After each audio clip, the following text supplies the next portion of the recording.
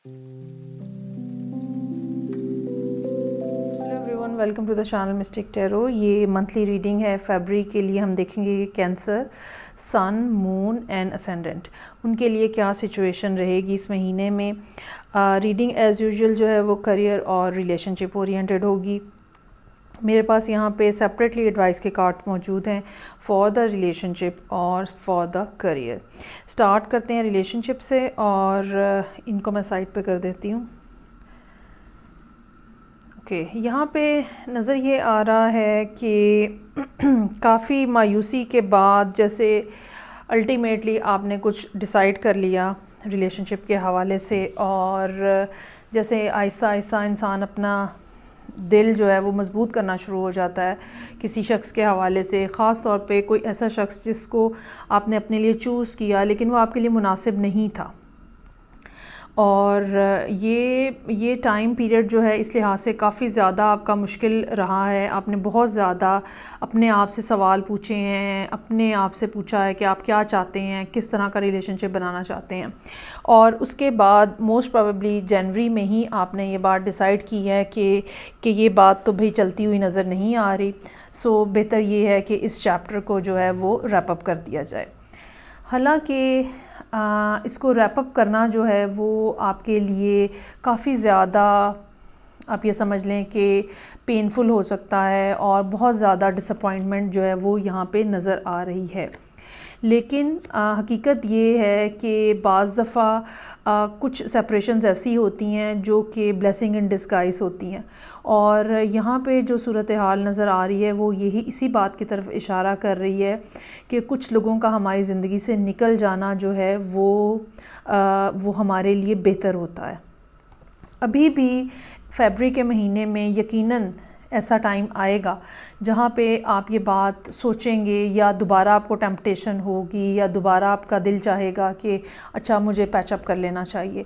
लेकिन ये बात याद रखिएगा कि ये आपकी कोशिश जो है आपको एक दफ़ा फिर उसी घड़े में ले जाएगी जहाँ से आप निकल कर आ रहे हैं।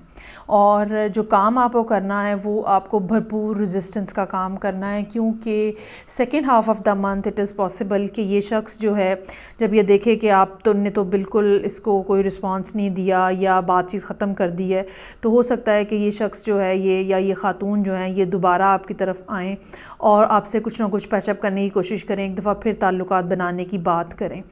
लेकिन इसमें समझने की बात ये है, बहुत ज़्यादा जो इम्पोर्टेंट बात है वो ये कि ये शख्स जो है या ये पर्सन जो है ये रिलायबल नहीं है। ना सिर्फ ये रिलायबल नहीं है बल्कि ये पर्सन जो है ये बहुत देर किसी जगह पे रुक नहीं सकता और इसको जल्दी जल्दी जगह बदलने की आदत है। और थोड़ी देर के लिए किसी जगह पे रुका, एंजॉय किया और आगे चले गए। थोड़ी देर के लिए किसी और जगह रुका, एंजॉय किया और आगे चले गए।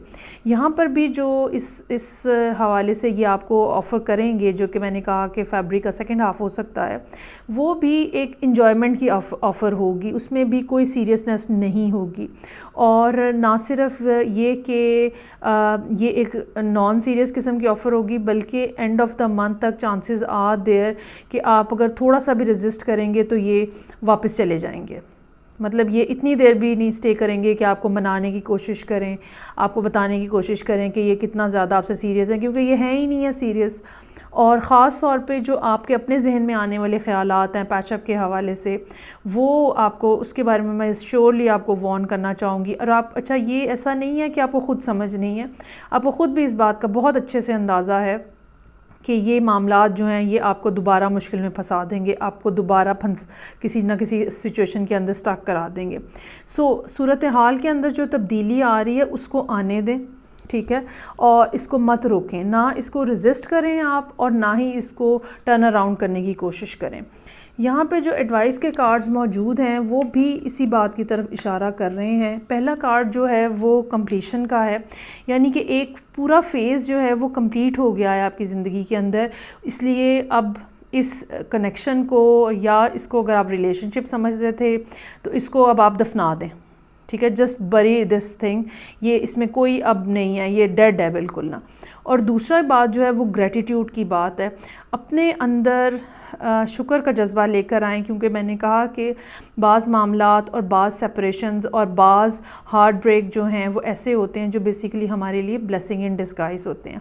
जब ये शख्स आपकी ज़िंदगी से निकल जाएगा, और आप ना सिर्फ फ़िज़िकली निकल जाएगा बल्कि आपके जहन से, दिल से भी आप इसको अरेज़ कर देंगे, तो तब यकीनन आपके लिए इससे बहुत बेहतर, बहुत रिलायबल पर्सन जो है वो आएगा।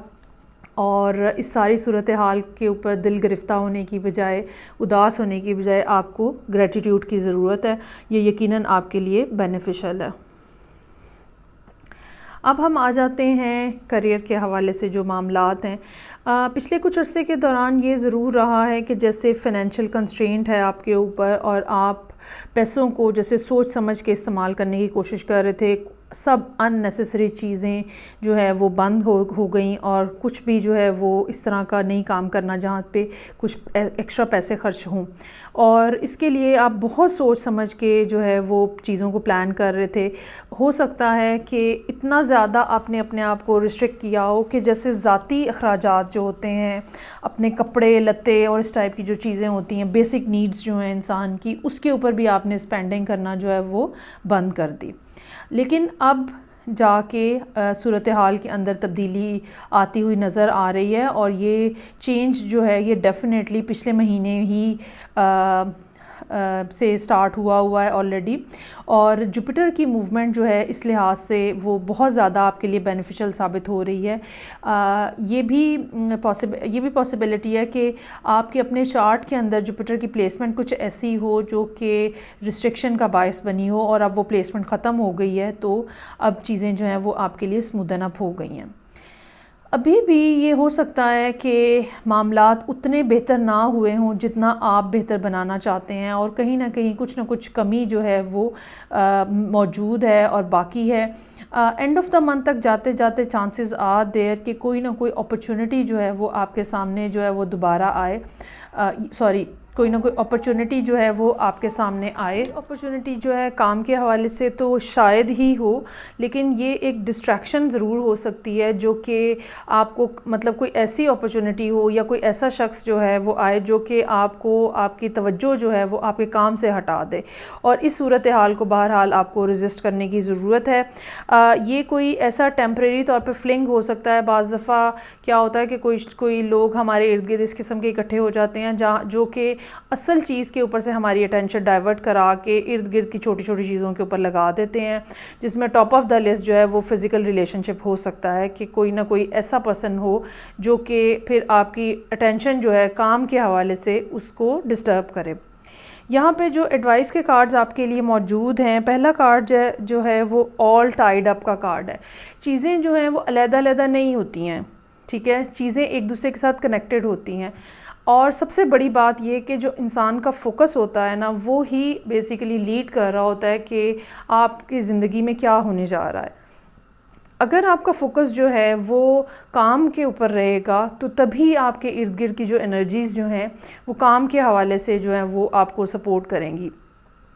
अगर आप एक से ज़्यादा काम कर रहे हैं, तो जिस काम के ऊपर आपका फोकस ज़्यादा है उसी के हवाले से लोग आपसे ज़्यादा पूछेंगे।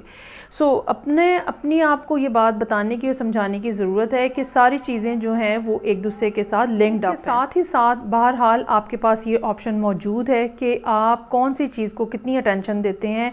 आप कोई बंधे हुए नहीं हैं, आप किसी शख्स के हाथों, किसी पर्सन की वजह से बंधे हुए नहीं हैं। आप बहरहाल इंडिपेंडेंट एक आपकी पर्सनैलिटी है, और आप जब चाहें अपनी अटेंशन को एक जगह से दूसरी जगह मूव कर सकते हैं। और इसमें आपको सपोर्ट करेगा दूसरा कार्ड जो है गॉडेस ऑफ मून का है। ये बेसिकली हाई प्रीस्टेस का कार्ड है, जो कि अगेन कैंसर और पाइसेस को डिपेक्ट करता है। यहाँ पे हर्मिट भी मौजूद है। ये दोनों कार्ड्स जो हैं ये इस बात की तरफ इशारा कर रहे हैं कि जो भी मामलात हो रहे हैं उसका ग्राउंड लेवल से थोड़ा सा ऊपर उठ के स्पिरिचुअल लेवल के ऊपर आपको चीज़ों को देखने की ज़रूरत होगी।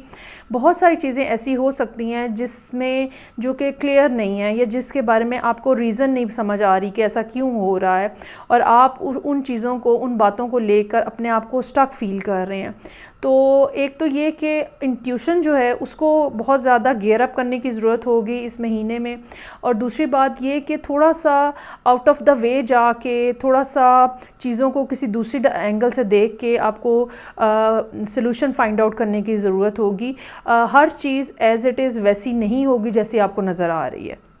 कहीं ना कहीं इस महीने कुछ ना कुछ डिसअपॉइंटमेंट्स जो हैं वो बहरहाल मौजूद हैं, जो कि यहाँ पे हैं। लेकिन मुझे लगता है कि इसकी बुनियादी वजह जो है वो ये है कि आप ये सोचना शुरू हो जाएं कि मेरे हाथ पांव बंधे हुए हैं और मैं तो कुछ कर ही नहीं सकता और मेरे तो इख्तियार में कोई चीज़ नहीं है।